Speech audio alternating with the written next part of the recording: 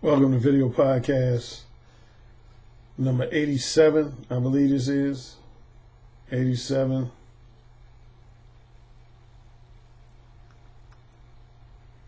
Sometimes I forget about these numbers, so let me double check on that. Yeah, this is 87.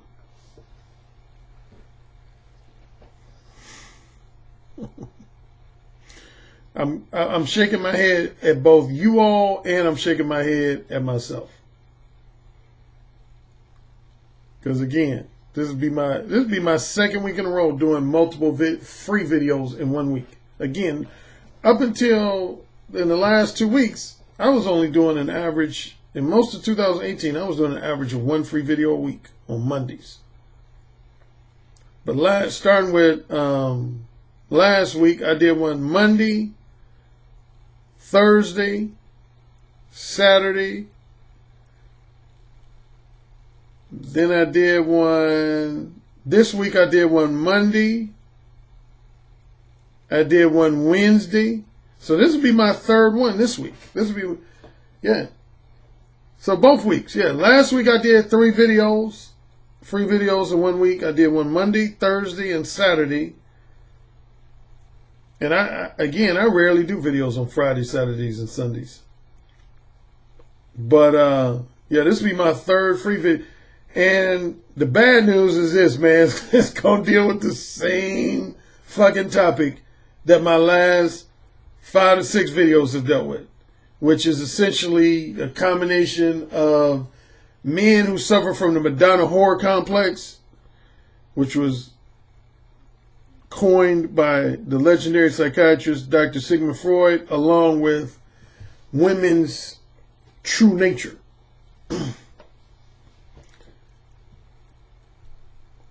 I'm going to try not to be lengthy, but I always say that. I'm going to try to keep this under a half hour, but I always say that. Okay, here's what's interesting about this. Well, I'm going to also issue my normal preface that based on a lot of the public feedback I get in my comment section, I would say that, I would even go as far as says 90% of you guys who listen to me, yeah, y'all get it. You all get it. I don't have to like twist your arm to believe what I'm saying. So I would say, based on public feedback and even to a lesser extent, private feedback, most of y'all who are listening to me get what I'm saying and you agree with what I'm saying. So I'm not getting that much pushback. So that's the good news. I'm not getting that much pushback. Matter of fact, the pushback I get from guys is definitely in the minority. Definitely in the minority. At least among my followers and Patreon subscribers. But there's still, if only an extremely small percentage. Now this one, the reason I'm doing this video, this actually has nothing to do with feedback I got specifically from a follower. Well, indirectly. Remember I've told you guys that a lot of times I will, wait, I think I'm going to have to turn off my phone.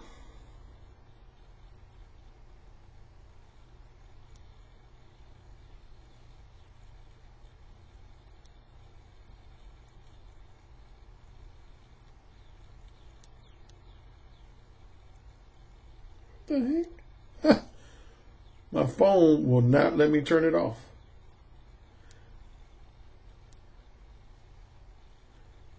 Okay.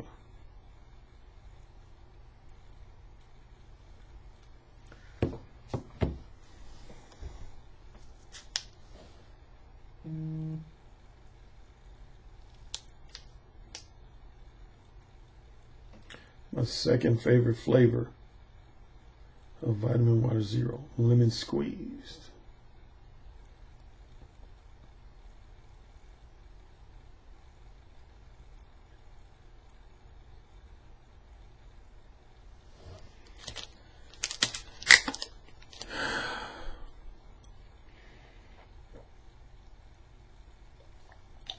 Okay, I've mentioned a few times that one of my guilty pleasures, if you want to call it that, is listening to other people's podcasts. Some podcasts I listen to on my own volition. I might see it in my news feed or not news feed. That's more of a Facebook term. But, if you're on YouTube, they give you recommendations for videos you should watch or could watch.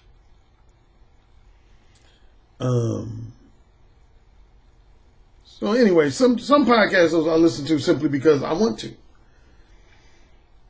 And then other times I have a lot of followers who send me links to other people's podcast programs.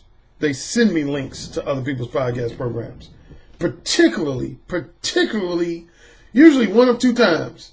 If my name is being mentioned, I get a lot of followers who will send me a link to a podcast program if they hear my name being mentioned, and or if the people are discussing something that's similar to something I've recently discussed. So those are two times that I have followers send me links to podcast programs that I might not be aware of. Is when my name is being mentioned, number one, and or secondly, when someone's discussing something that's related to something I recently discussed. I would say this falls into both categories. There was a guy who goes, I want to say he goes by the name Brother X. I think his formal name is Xavier. And he does a podcast program called The Prophet of Thought series. I'll put the link to the discussion.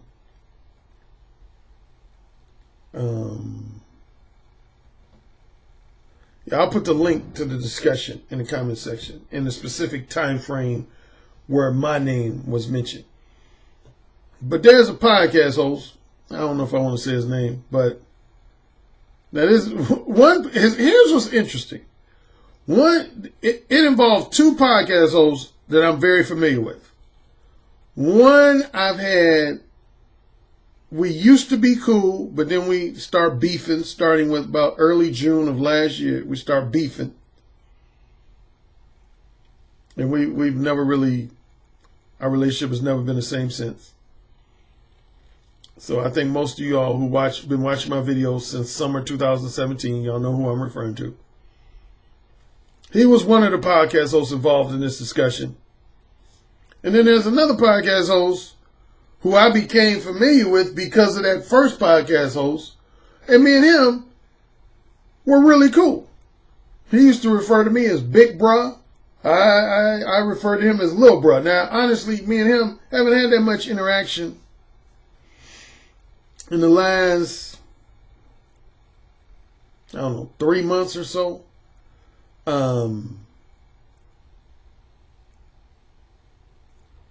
And he fell out with another podcast host who I'm pretty cool with, who runs the Negro Manosphere. Anyway, I don't want to get into all the backstory of beefs, because what I'm going to have to say doesn't have to do with any type of personal beef against either one of them. I always talk about this. Some beefs you have that might be what I would categorize as a personal beef, and then there's other things that are just philosophical disagreements. I have philosophical disagreements with a lot of people, even people I like. There are a lot of people who I think highly of, but I'll still have philosophical disagreements with. I've mentioned even my own brother, me and my own older brother, man. I mean, we love each other to death. But me and him have philosophical different disagreements on different shit all the time. So here's what was interesting. The brother who I had you would think on paper that it was probably the brother who I had a lot of beef with, who I had disagreements with the shit he said, and the other podcast host, the other podcast hosts who I've generally gotten along with, you would think he said a lot of stuff that I would probably generally agree with. It was actually just the opposite. That's what makes it interesting. It was just the opposite. The podcast host who I've had the most beefs with, he actually didn't really particularly say anything that I disagree with, at least during this particular stretch of the discussion. Yeah, he didn't really say anything. I'll give you the gist of the discussion. You can listen to it yourself. It started off with them talking about, this is where my name came up. The podcast hosts, they were basically, a lot of the guys who were part of this discussion, there was a few guys that were part of this discussion, and they were presenting the argument that if you're a bachelor, if you've never been married and don't have any kids, then you're not in a position to pass judgment on the frustrations and failures of those men who have been married and those men who do have kids. That was kind of the argument of some of the guys. They basically were like, yeah, if you're a bachelor, and again, you've never been married, you don't have any kids, then you don't know what it means. You don't know the ups and downs of marriage, and you don't know the ups and downs of raising children. So therefore, you shouldn't really offer any harsh criticisms or judgmental comments towards guys who've both been married and have raised at least one child.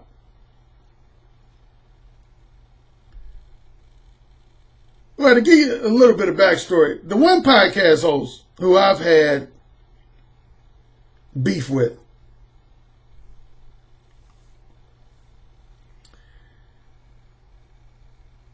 he got into, that's the thing about YouTube, man. I don't know if this happens among a lot of the non-black male, I'm sure it does. I'm sure it does. I just don't see it as much.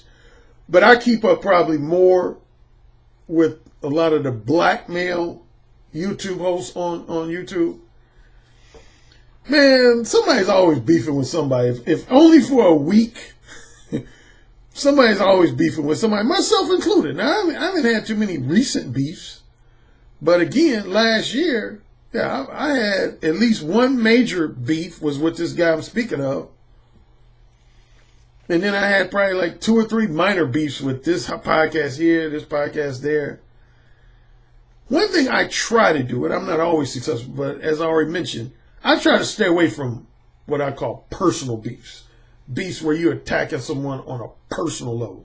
I generally don't do that unless someone attacks me first. I don't attack anybody on a personal level unless they attack me on a personal level first. But again, philosophically, I've been engaging in philosophical disagreements and debates with people even before I got on YouTube. Going back to Blog Talk Radio, and before that, going back to different message boards I used to be on. But anyway, one podcast host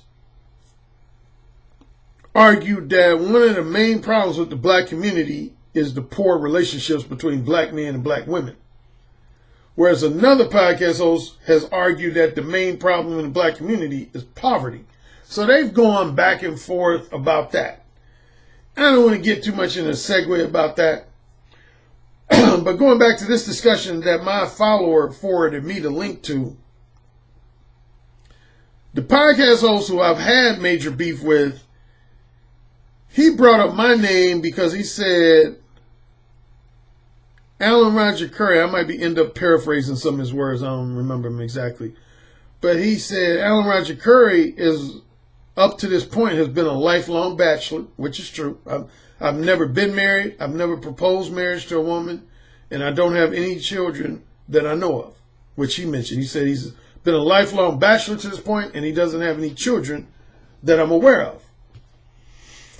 And he says, but I would defend Alan Roger Currie because Alan Roger Currie has not contributed to the high level of out-of-wedlock births among black women, because according to statistics, black women have the highest out-of-wedlock birth of any race of women in society, at least in the United States. Yeah, black women have something like a 75% rate of they having babies outside the context of marriage.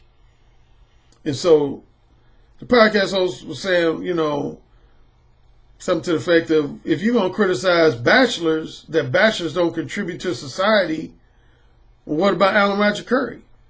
Alan Roger Currie, he's gotten his share of pussy. He's a lifelong bachelor with no kids, but you can't say he's contributed to the worsening of society by not being married and not raising any children. Because some of these other guys were suggesting or implying that if you're not doing anything, if you've never been married, you're not raising any kids, you're not really doing anything to contribute to society's family structure. Anyway, to get to the main point of my disagreement. So it started off with that discussion. Then somehow, either within that discussion or maybe they segue to a related discussion, the podcast host who I've generally always gotten along with, he made comments that totally contradict my recent videos. He made comments that totally contradict my recent videos. And that's why, for better or for worse, I just felt compelled to do this video on this Friday morning. Yeah, he basically went on to say that women, like some of my people gave me feedback over my last few videos. I had a small percentage of guys who would try to argue this with me. But yeah, this particular podcast host who I was cool with, he said women's, and I'm going to be paraphrasing some of his words too, but essentially he said women's default nature is to be monogamous. He said feminism taught women how to be permissive. Didn't I just address that in my very last video? Did I or did I not just address this in my very last video on Wednesday? I said that there are a lot of men in society who believe that feminism created women's promiscuous tendencies and their polyamorous tendencies. And I basically said that's not true. Women started out being promiscuous and polyamorous. That's how women started out being. And a little later, they were polygamous. Women never started out being monogamous. But that's what this podcast host was asserting. He was saying that it's women's nature to be monogamous and that they were taught essentially by feminists to engage in promiscuous and polyamorous. Bruh, I think you know, if you're listening, I think you know I'm talking about you. And again, man, I don't have nothing against you on a personal level. But just on this issue, man, you are wrong, brother. You are wrong, brother. You are wrong. You are wrong. You are wrong. You are wrong. That's all I can say. You are wrong. And you, I don't know when the last time you paid attention to my videos. It's probably been a while. But if you watch any of my last, 5, 6 videos, I've been talking about the very thing you were talking about on this show. On Brother X's show. Dude, see, you know who breaks down? There's a lot of people breaking down. First, you've seen me promote this book before. Daniel Bergner, What Women Want. What Do Women Want? I always call it What Women Want. It's What Do Women Want? By Daniel Bergner. This is one among many books where he basically talks about that. Here's what he basically said. I'm going to be paraphrasing his comments. I don't have the specific quote from him. But essentially, what Daniel Bergner says in his book is that, you know why a lot of men believe that women are more monogamous than us? Because they want to believe that shit. Let me repeat that. You want to know the main reason why most men believe that women were born with more monogamous tendencies than men? Because they want to believe that shit. They want to believe that shit. You know, you've heard the phrase, there's some beliefs that make you sleep better at night. That's a long-standing adage. There's some beliefs and attitudes that people maintain that help them sleep better at night. And that's essentially what Daniel Bergner says, man. He says, the myth that women were born with more monogamous tendencies than men makes a lot of men sleep better at night.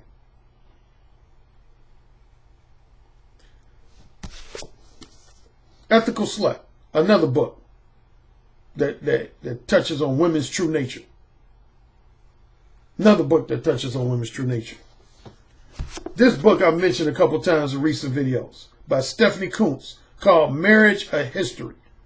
This book, it doesn't so much necessarily touch on women's true nature, but it touches on, well, indirectly it does, because it touches on what I said a few minutes ago. It basically says, this book by Stephanie Coontz talks about the fact that monogamy is new. Monogamy is new. That's what most people don't realize. Most people think monogamy has been around like since the beginning of time, and that's just not true.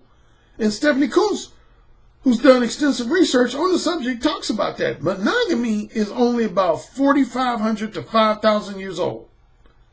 It's only about 4,500 to 5,000 years old.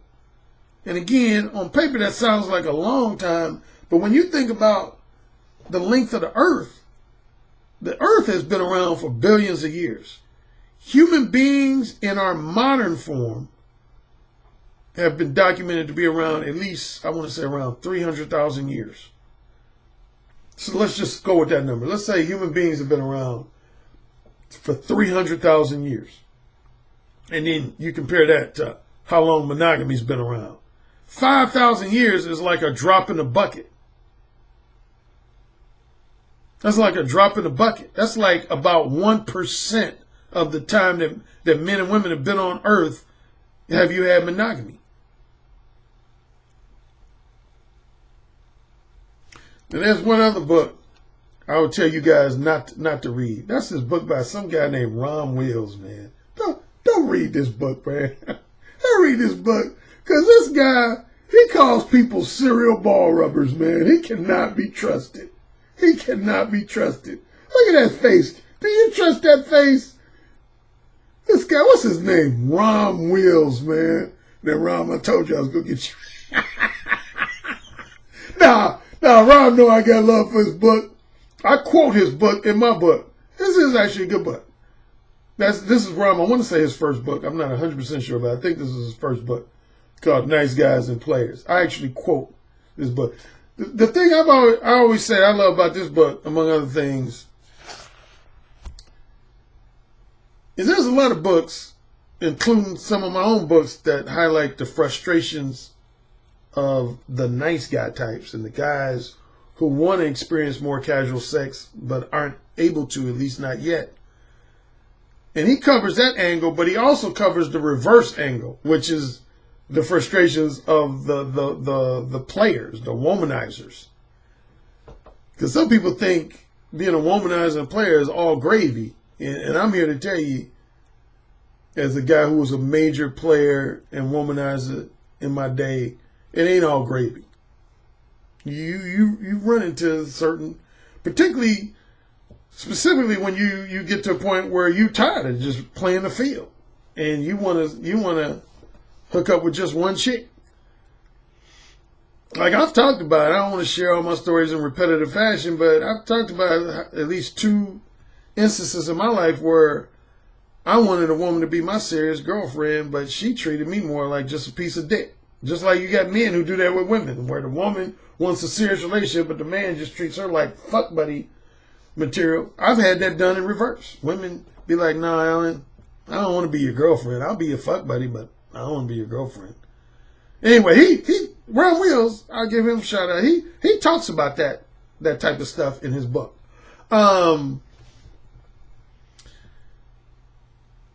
There's another book I don't have in paperback or hardcover form, but I would also say that touches on that basically validates what I've been saying in my last few videos, and that's a book. Oh, some of these guys I've interviewed, like Daniel Bergner, the author of What Do Women Want? I interviewed him on Blog Talk Radio. This book I'm about to mention, I interviewed the author. His name is Dr. Christopher Ryan. He had a book called Sex at Dawn. Sex at Dawn. Read that book. Read that book. Sex at Dawn. Evolution of Desire. I didn't interview the author of that. Esther Perel. I interviewed Esther Perel. She talks about women's true nature in a lot of her books. Esther Perel.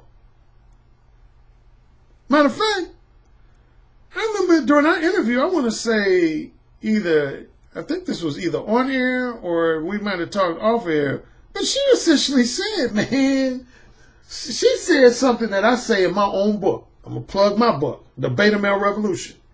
What's one of the biggest things, if you read that book that I say in there, that raised at least a few eyebrows of a few men? I said, it was more so a question more so than a comment. I said, what woman needs to be in a long-term relationship or a marriage to get some dick? What woman needs to be in a long-term relationship or a marriage to get some dick?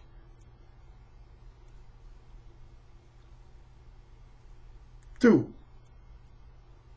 women can get dick anytime they want, particularly unless they're just really unattractive or something.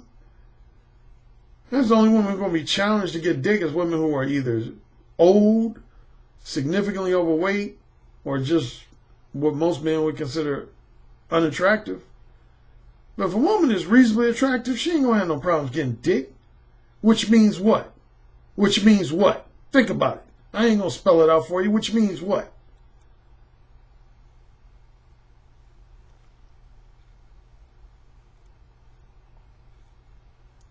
This is why a lot of guys who read my book, The Possibility of Sex, I've mentioned a number of times, said they got depressed after reading that book. Why? Among other things, I'm going to give you at least one thing. Because when men read my book, The Possibility of Sex, a lot of men, and I would say particularly beta male types, realized that a lot of women don't get married because they have an above average degree of sexual attraction to their husbands. That ain't why a lot of women get married. I would say that's not why most women get married. Women get into long-term relationships and marriages primarily for the sake of a man's non-sexual companionship, what he has to offer to them non-sexually, and secondly, financially. What he has to offer them non-sexually, particularly as it relates to helping them raise children. A man who's willing to provide them with enjoyable, non-sexual companionship and help them raise children, and then a man who's in a position to offer them financial security. It ain't for that husband's dick. Very few, if any, women marry their favorite sexual lover. Let me repeat that. Very few, if any, women marry their favorite sexual lover. With the obvious exception of a virgin. Very few women marry their favorite sexual lover, man. I mean, this ain't rocket science, man. I've been breaking it down for you guys, man. Again, to your credit, most of the guys who listen to me regularly, they understand what I'm saying. So, with most of y'all, I'm preaching to the choir again, which I tend to do sometimes. I'm preaching to the choir. So, you guys don't need to listen to this. The guys who already agree with me, already understand what I'm saying. I'm not talking to you. I'm not talking to you. I'm talking just to the guys that attempting to refute or challenge or debate the things I'm saying, man. Women don't get into no fucking relationships, man, for no good dick. They don't need to get into a relationship for good dick. They don't need to. Women, all they need to do is go through that black book and pick up the motherfucking phone to get some good dick.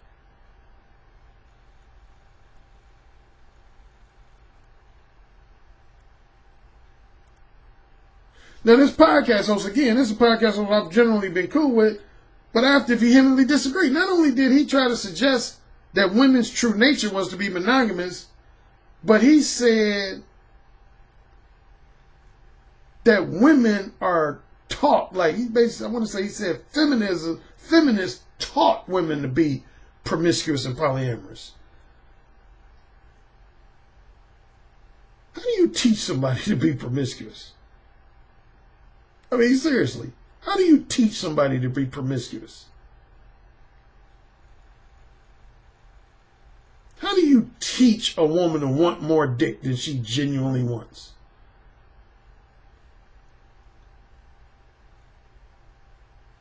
mean, I want somebody to break that down to me. How do you teach a woman to want more dick than she genuinely wants?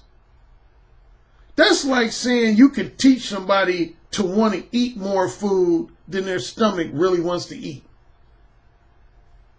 How can you teach somebody to want to eat more food than their stomach wants to eat? You can do the opposite. You can teach people self-control and self-discipline so they prevent themselves from eating as much food as their stomach wants to eat. So you can definitely do the opposite. But I don't see how you can teach somebody to want to drink more water than they're thirsty for, or teach somebody to eat more food than they're hungry for. In both cases, you can do the opposite, but I don't see how you can teach somebody to want more food than they're hungry for. It's the same with dick. How can you teach a man how to want more pussy than he really wants? How can you teach a woman how to want more dick than she really wants? You can do the opposite. You can do the opposite. Now, I got some feedback, and I knew I was going to get this type of feedback. You notice on a couple of my most recent videos, I gave a lot of these, what do you call it? I don't know if cryptic is the right word.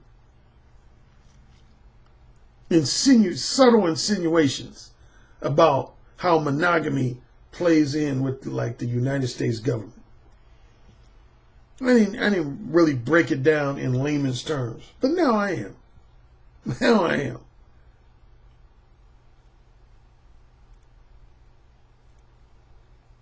You ready? And for most of you, this ain't going to be earth-shattering, but for people who bought into social programming, they might be shattered a little bit. Just like, again, my book, Possibility of Sex and Beta Male Revolution have shattered a lot of people's previous thoughts. See, here's the deal, man. It relates to that island example I gave at the end of my last video, where I said, let's say you had an island that was kind of your starter country. Let's say everybody could just, I don't know, buy themselves a starter country. And so you had enough money to buy yourself a starter country. And it was 20 men and 20 women on that island. And you needed the cooperation of all 20 men and 20 women to make that everything on that island work well. Okay? All right? So you're the head of your little small island country, and it just starts out with 20 men and 20 women. But let's say you got 5 of those 20 dudes that all 20 women are crazy over. They want to just drop to their knees and suck them dudes' dicks and give them pussy whenever they want it. You got that? 5 dudes that just can fuck any of those 20 women that they want to.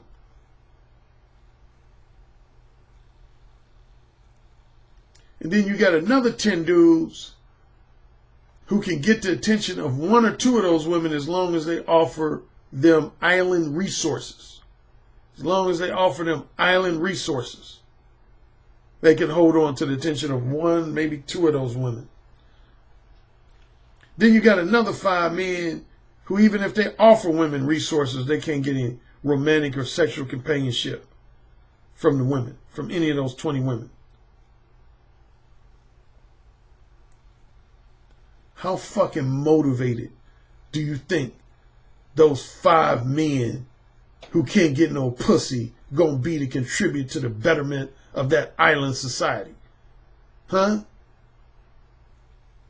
How motivated do you think they're gonna contribute to the betterment of society when they ain't getting no pussy? And let's take half of those, at least half of those 10 guys who are able to pull 1 or 2 women. How happy are they going to be when they find out that the woman they think is in love with them is fucking one of them 5 womanizer dudes? How happy do you think they're going to be? You feeling me? You feeling me? Do you know what social engineering is? Social engineering, in simple terms, is when a government executes all attempts to keep chaos and violence at a minimum. You can't have a functioning country, functioning society, if it has chaos and violence. That's why you got police forces. If necessary, the National Guard. You can't have a country that functions well with fucking chaos and violence. Men want to own pussy. Men want to own pussy. Men, by nature, speaking of true nature, men don't like to see another man monopolizing all the pussy. You remember my lighthearted story? I talked about that. I remember one time when I used to do stand-up comedy in the late 80s. I did this performance in Chicago, on the north side of Chicago. I ended up winning this contest. You can see that in my Wikipedia page. Yeah, I was at one point, believe it or not, some of y'all may not know this, I was once categorized as Chicago's top up-and-coming stand-up comedian in the Chicago area. Yep, and starting with fall of 1989 to about spring, summer of 1990. Anyway, I did this comedy performance. I'll never forget this. I mentioned this on one previous video. After the performance, man, I had all these women around me, man. I had like, I don't know, about 15, 20 women just circled around me, man. Circled around me like I was like a movie star or something. And this one brother reached into the circle and he tapped me. He said, "Hey, brother, I want to tell you, man, you're a real funny motherfucker." And I said, "Thank you, man." He said, "Yeah, man, you was funny than a motherfucker." But then he just looked at me. He just kind of almost gave me this semi-glare. And I said, "What's up, man? Like, you got something else that you want to tell me or ask me?" And he said, and with a very serious look, he said, "Man, you funny, but ain't nothing funny about one motherfucker monopolizing all the pussy." I never forget him saying that, dude. He said, "Ain't nothing funny about one motherfucker monopolizing all the pussy." Because if I say so myself, and this is going to be what Rom and Brother Mason will say, I tend to rub my balls in men's faces. But yeah, man, probably 90% of the finest bitches in that club that night was circled around me after my performance. I had just about all the finest bitches in that club circled around me, giving me kudos and dap and telling me how funny I was. And a lot of them handing me their numbers and shit. And yeah, that dude though, man, he looked at me, man. He said, "Ain't nothing funny about one motherfucker monopolizing all the pussy." That's why a lot of celebrities, man, when they go out socially, usually go out with an entourage. Because they know, man, motherfuckers are going to try to start fights with them because of their popularity with women. Like, I'll give you one example. Eddie Murphy. Eddie Murphy said before he became a box office movie star, he said he used to go to clubs all the time by himself without problem. He would go to clubs either by himself or maybe with one or two other friends. He said he never had any problems. He said as soon as he became a box office superstar, he said, man, he would go out to clubs and dudes would just try to start fights with him, man, because they saw that he was getting a lot of attention from women, man. They were trying to start fights with him. And that's when he said he had to start traveling with like an entourage, man. He said, he got to the point, he said, "Man, I don't even like going to clubs no more, man, because every time I go to the club, some dude I don't even know will be trying to start a fight with me simply because I'm getting all the attention from the girls." I told y'all on a personal level, probably no one time that happened to me, man, was my senior year in high school. My senior in high school, man, I didn't have too many instances, but I had probably at least a handful of instances where I had dudes that would try to start fights with me simply because women would go crazy over me, man. I mean, for me, that's probably the single year in my life where I would say, in a manner of speaking, that women treated me like I was a celebrity. Was my senior in high school, man. Women, like, when I go to social events, just like I talk about how women circled me at that comedy club, that's how women would do it when I was a senior in high school, man.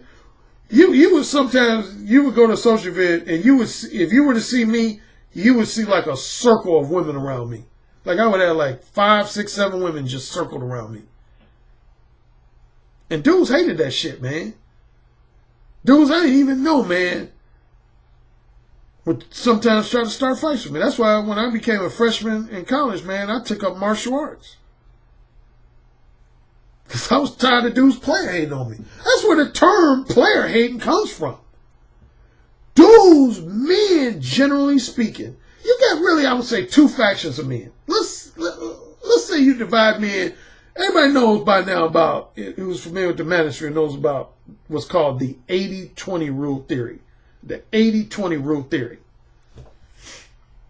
For those ignorant to that term. Here, now, I've heard different variations of the definition. Some people say it's simply that 20% of the men in society will be able to pull 80% of the women. That's one variation I hear quite often. That's not the original variation I heard based on the article I read in Esquire magazine. Here's basically what the 80-20 rule theory is, or at least again by how I understand it to be. There's roughly, it's called a theory because none of this has been technically, scientifically proven. It's just been asserted or theorized. But certain psychologists have theorized that there's about 20% of men in society that are going to be able to fuck women. They're pretty much their choice of women without being monogamous with those women. You know, without being in a long-term relationship with those women, or offering to marry them, or offering them large sums of money. Basically, they could just get pussy based on a combination of their looks and their seductive charm, their sex appeal. That's roughly 20% of the men in society. I would say so I'm going to refer to some guys as the top 20% group. Here's what you have among the other 80% of guys. You got some guys that want to learn from guys in that top 20% and make every effort to emulate their behavior, their demeanor, their beliefs, their attitudes, etc. But then you got another portion of the guys who are not in that 20, that just hate the guys in the 20%. Those are guys who are going to be tempted to start a fight with those guys in the top 20%. They player haters, man. They don't want to see it. They don't want to see a motherfucker monopolizing pussy.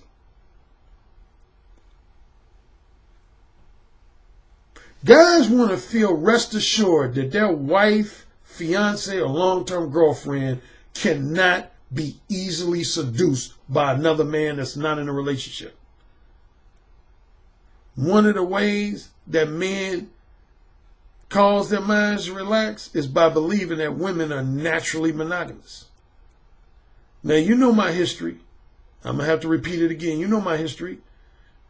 I've told you guys many times, between roughly the ages of 17 and roughly 38, 39, there was at least 3 dozen women I had sex with that was another man's wife, another man's fiance, or another man's long-term girlfriend. Most of those women, if you saw them out in public with their husband, their fiance, or their boyfriend, you would think they were deeply in love with those dudes. You would think they were deeply in love with them dudes and would never cheat on them. That's what you would think. Particularly if you believe that all women's default nature is to be monogamous. That's what you would believe. But the reality was a lot of those women who were out in public hugging up on their husbands and fiancés and boyfriends had just got finished sucking my dick.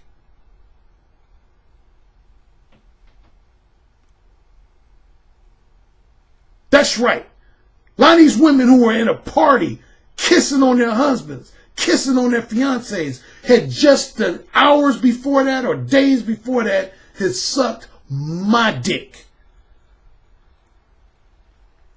So if women's default nature was to be monogamous, how did I get them to suck my dick without putting a gun in their head or twisting their arm?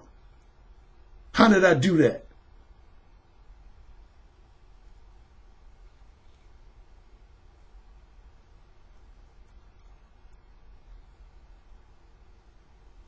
That's what seduction is, fellas. Seduction is not the process of trying to persuade a woman to go against their true nature. No.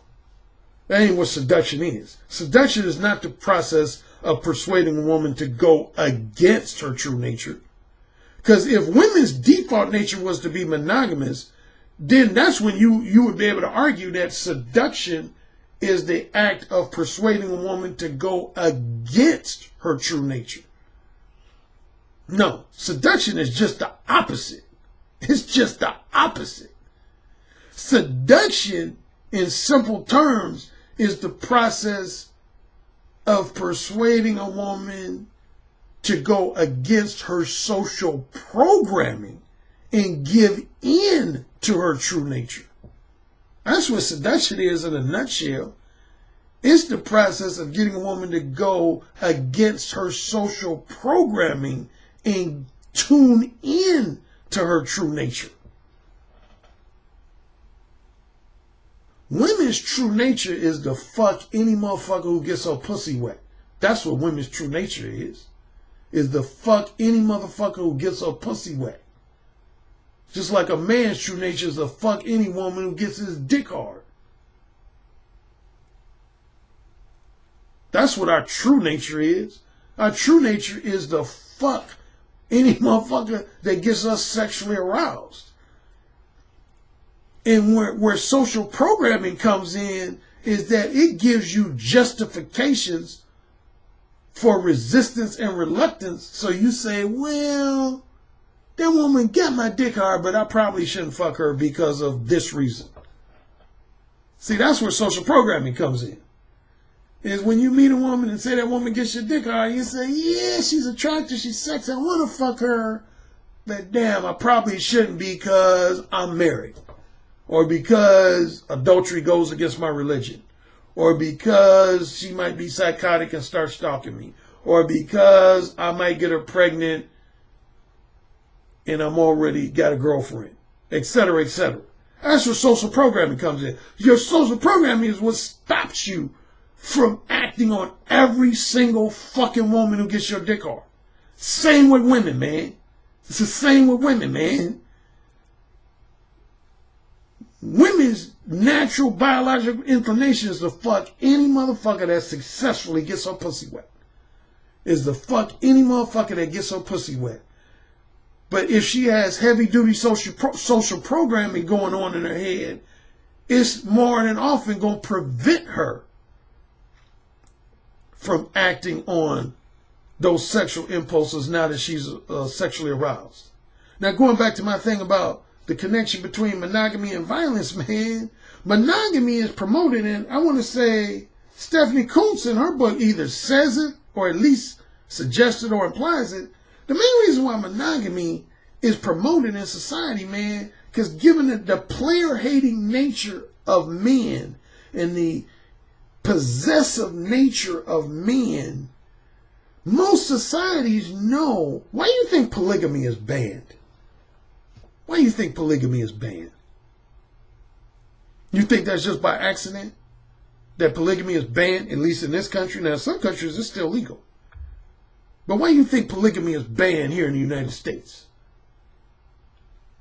Because if polygamy was legal, I'm going to tell you the two motherfuckers that would have all the bitches. The motherfuckers who fuck the best or got the most resources. The motherfuckers who fuck the best and or have the best, the most resources. They would have all the bitches. And any motherfucker that was an average to less than average fuck and had average to less than average resources would be shit out of fucking luck. They would be shit out of fucking luck. And if it was too many guys that were shit out of fucking luck, don't you think those motherfuckers would become violent as fuck? Man, look at Elliot Rodger, man. This plays into why Elliot Rodger became violent. He was a young dude. He was like 20, 21 or something, man. But he realized at an early age he was going to be one of those motherfuckers that was going to be shit out of luck. That's what he realized. He realized at a young age that he was going to be one of those motherfuckers that was going to be shit out of luck.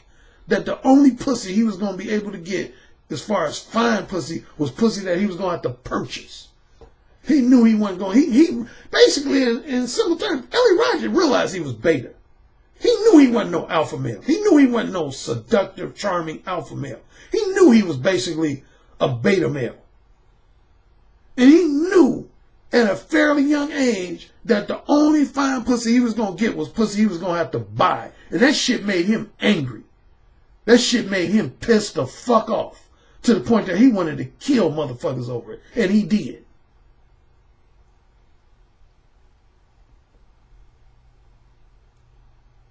Again, if you had your own starter country, wouldn't you do everything to minimize chaos and violence? Wouldn't you? I would think you would, if you wanted that starter country to function properly. On a government level, again, that's called social engineering, man. All governments, man, gonna do everything, man, to keep chaos at a minimum and keep violence at a minimum. But if there's one thing that brings out men's, at minimum, their competitive tendencies and more so their violent tendencies, is when they feel like only a small percentage of motherfuckers are monopolizing all the pussy. Somebody wrote a smart comment in my comment section, matter of fact. They said something to the fact that most women are fucking the top 5% of men. They just ultra discreet about it.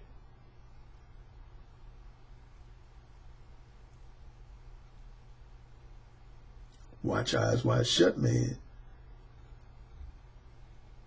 See, I'm going to say this half seriously, half jokingly. I don't really like to talk about shit like this. Because as I alluded to in one of my previous videos, man, I don't want to become a target of the government. Because, you know, I'm not really all into conspiracy theories. But do you know Stanley Kubrick, who directed Eyes Wide Shut? You notice he died shortly after he finished that movie? Some people think he was killed. Some people think he was murdered, man. Because they thought that he was going to open up too many eyes with that movie, man. You notice mainstream movies, man, don't play into women's true nature. But as I told you in the previous video, you notice the porn industry does. But most people treat the porn industry like it's an aberration.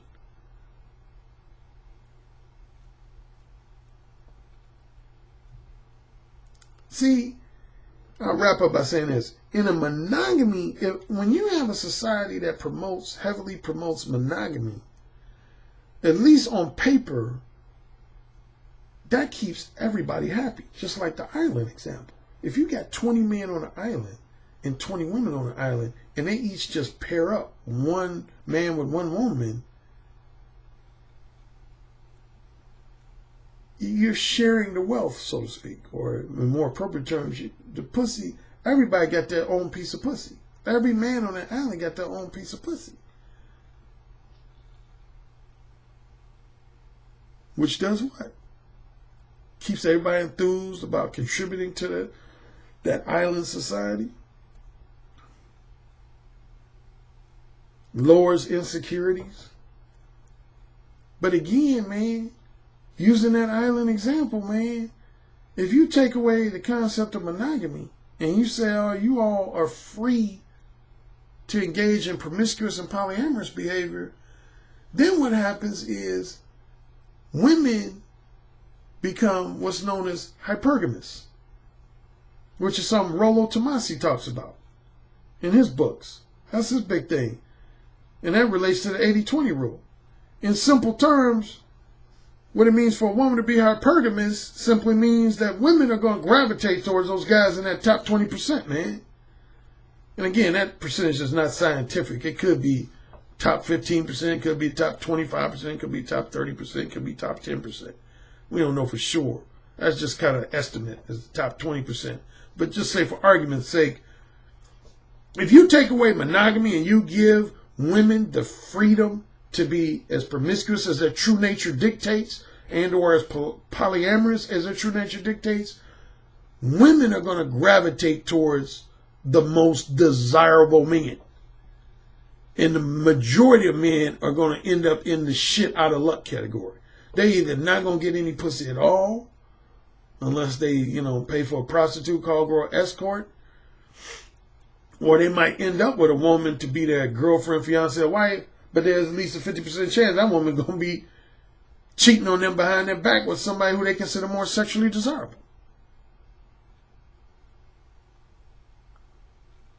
The United States don't want that. No country really wants that, man.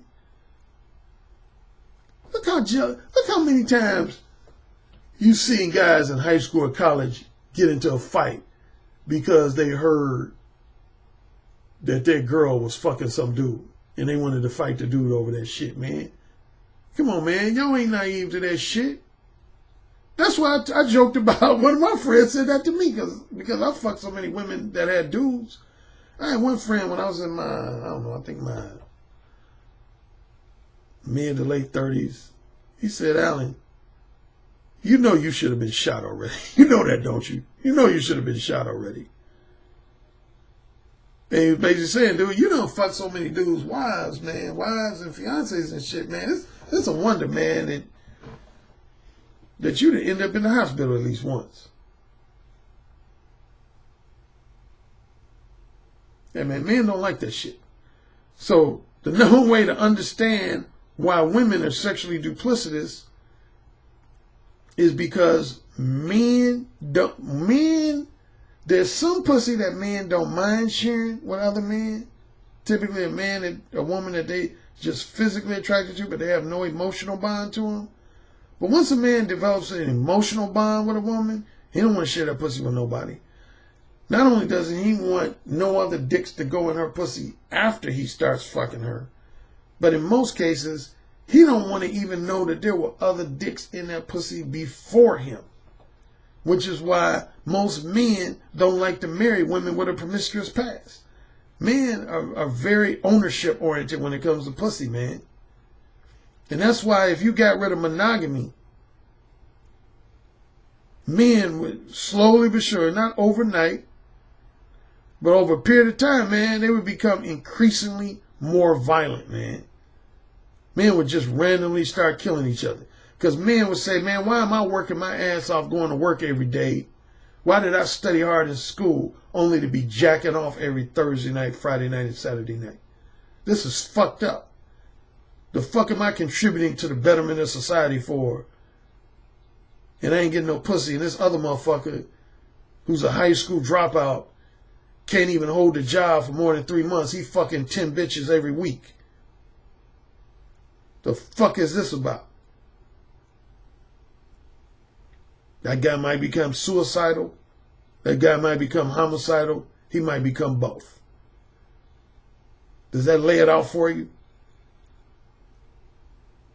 Men believe women are monogamous by nature because they want to believe that shit. It makes them sleep better at night. And it keeps their violent tendencies at a minimum. Because again, if all you men knew that there was motherfuckers that was monopolizing all the pussy. And that's why the motherfuckers who do monopolize pussy, like that commenter in my comment section said, they keep shit discreet. Because they don't want to ruffle the feathers of society. They keep shit discreet. With very discreet parties. Ron Wheels know what I'm talking about. A couple other people know what I'm talking about, man. Shit, man. I was in the Hollywood entertainment industry, man. You don't think I've been exposed to some shit? You don't think I've been exposed to some shit? Y'all better recognize who you're listening to. I've experienced a lot of shit. I told you,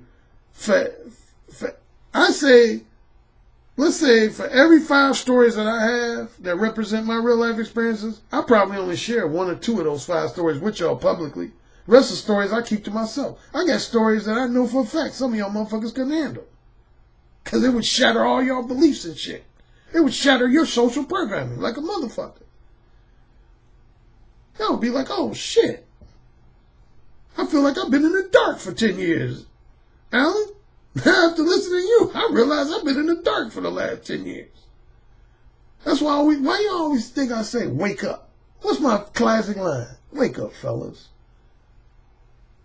That's what Morpheus told Neo in the Matrix, man. He said, once you take this red pill, you gonna wake the fuck up, man. You gonna wake the fuck up. You ain't gonna never look at the world the same way again.